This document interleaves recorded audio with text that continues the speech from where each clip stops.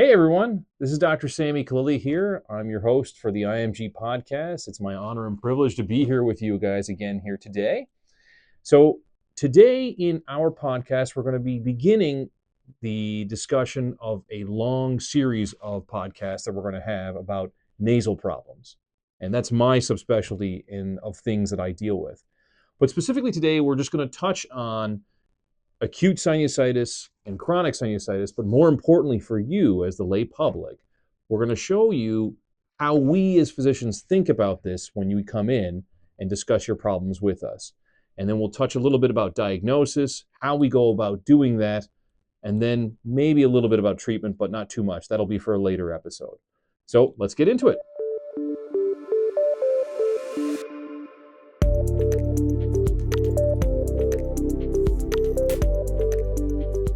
So what is sinusitis? Well, it's not like you guys, as the public, come in to a doctor's office and say, hey, look, I know I'm suffering from sinus issues. The challenge is your sinuses aren't just one thing. They are a diagnosis based on a group of symptoms that you experience. And that's what I'm here to tell you about. Like, what are those groups of symptoms to help you figure out, is it truly a sinus problem, or you can't be really sure and you need some help with that? So sinusitis, we have acute or chronic sinusitis, and I'll get into how we define those a little bit later.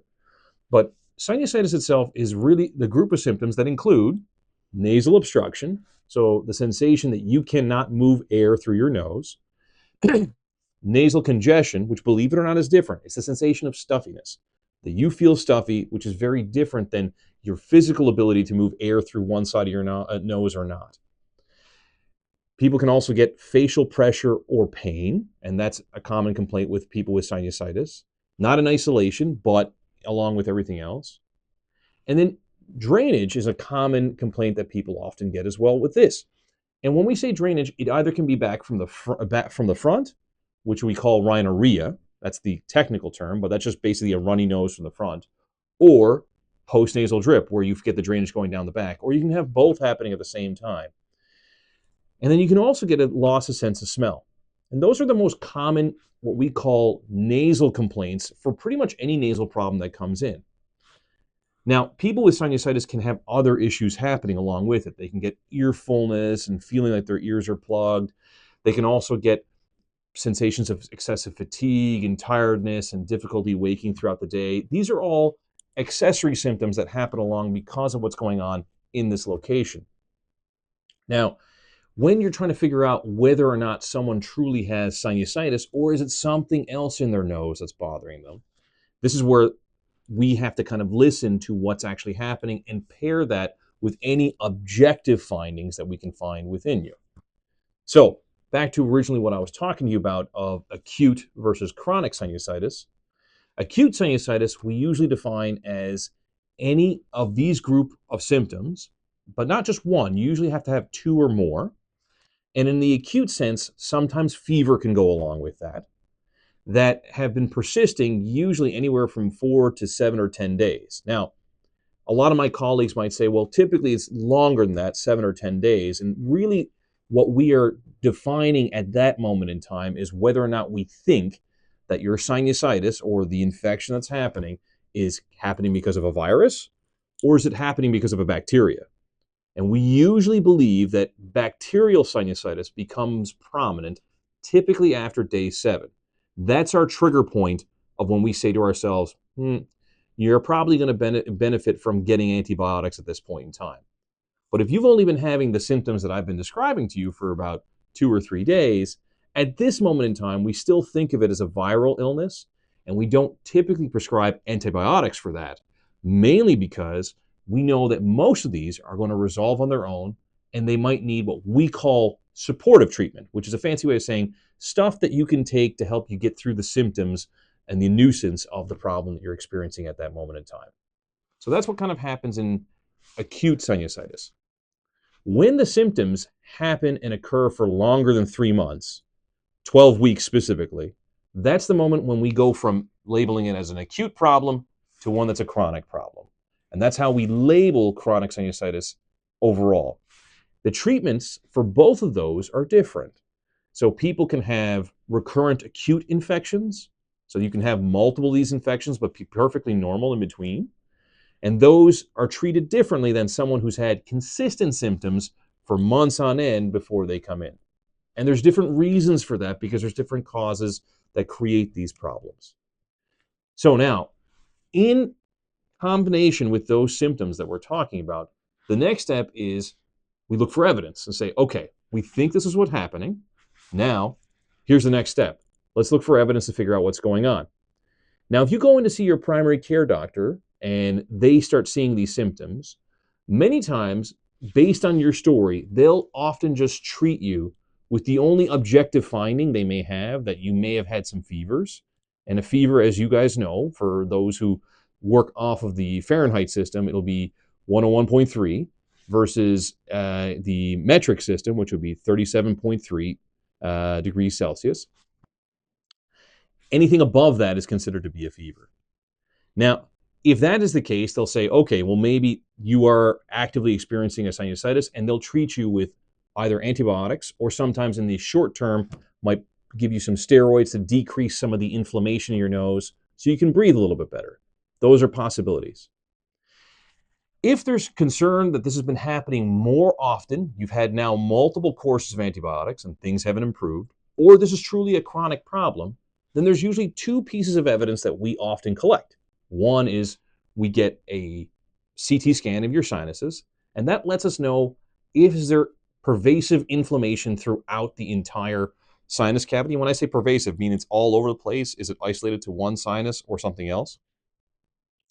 And then we also do what's called a nasal endoscopy, which is a fancy way of me saying, I'm going to take a camera and look inside your nose and take a look at what everything is happening. Prove to myself that there is active pus in there. Prove to myself that there's some odd anatomy in there and look for other findings for reasons why this might be happening, whether you might have polyps, drainage, other medical issues that maybe go along with that.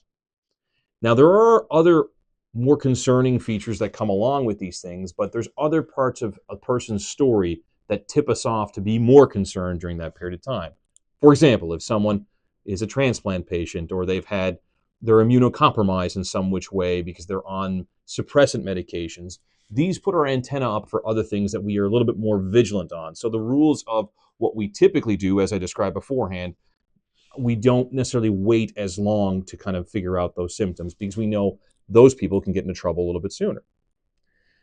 This is just basically how we think about things as we go forward. I want you guys to know your sinuses themselves, you have 4 on either side for a total of 8.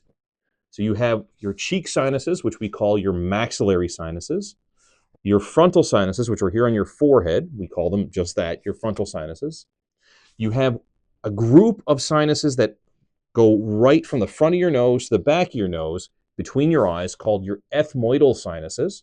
And they almost hang like a bag of grapes off the base or floor of the roof of your skull.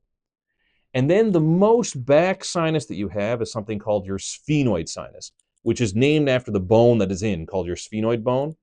And that's the one where is right next to the nerves of your eye and a few other things. So for that reason, we get the CT scan to see, okay, what other things are involved here? Now, lots of people suffer with sinus issues. It's an extremely common thing. People can have sinus infections upwards to about 4 times a year, and that can still be considered to be normal. In other words, we typically, as a discipline, don't jump to do anything crazy. I shouldn't say crazy, but anything invasive once if you're still under about 4 infections a year. Above 4 infections a year, that's when we start saying, okay, something more is happening here and you may need some help. And this is where we start considering other topical medications on a regular basis or surgical options or things of that nature. If symptoms are persisting, the first thing we try to do with anybody is pursue what's called medical management. We try to treat you with medicine first to see if that's going to help alleviate your symptoms and stop them. There are lots of different types of options, and you can pretty much sum them up in terms of topical steroids, topical antihistamines, or oral antihistamines, and other drying agents. And then outside of those types of things, we can talk about oral steroids, oral antibiotics, and then the next step would be surgical treatments if things are persisting.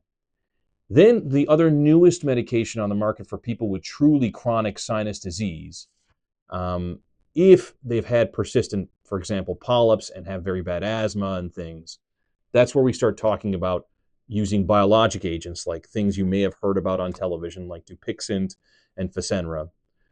All these treatments I'm going to save to a later time to talk about with you guys because they can be extensive. There's a lot of information to know about them. And I think it is beneficial for you to know more information and not have me rush through it right now. And I don't want to overload you with too much info. So in the general sense, the biggest reason why I'm telling you all these things is because I want you to know how to communicate properly with your physicians and understand when you are telling us I'm suffering with sinus issues, before we can say that is true, we have to hear all the symptoms that you're actively experiencing, specifically the ones I'm talking about. Now, what's interesting, we have a very simple way of kind of collecting all this information. Routinely, when people come into my clinic, they get what's called a sinonasal outcome test 22 question questionnaire. The acronym, oddly enough, is called the SNOT 22. But what we do with that information, it gives us an idea of a snapshot in time of what you've been experiencing to understand, okay, what symptoms are you having right now and how much do they truly bother you? And then from there, we can devise appropriate treatments for you that is best to suit your quality of life. So this concludes the first in our series of nasal problems episodes that we are going to be providing to you guys going forward. Our next episode in this series, which necessarily won't be the next one, but it will be in part of this whole plan, we'll be talking about other nasal problems that you guys might experience and how we come to diagnose those and what people typically experience with each of them. And this may help with you describing your symptoms to others, and specifically other primary care providers as well as ENT physicians, to help with getting you a better quality of life and to a better place. I cannot thank you guys enough for being here with me today, and I look forward to you being here again with me next time. As always, I want you guys to comment, like, share, and ask any questions, most importantly, that you may wish to know about, and I will do my best to create the content and information for you and get the right people involved so that you can get the best amount of information you can to make the most informed decisions and most informed thoughts you can have in the future. Tune in to our YouTube channel and subscribe, as well as to our Instagram account and our TikTok and LinkedIn and all the other socials that we have.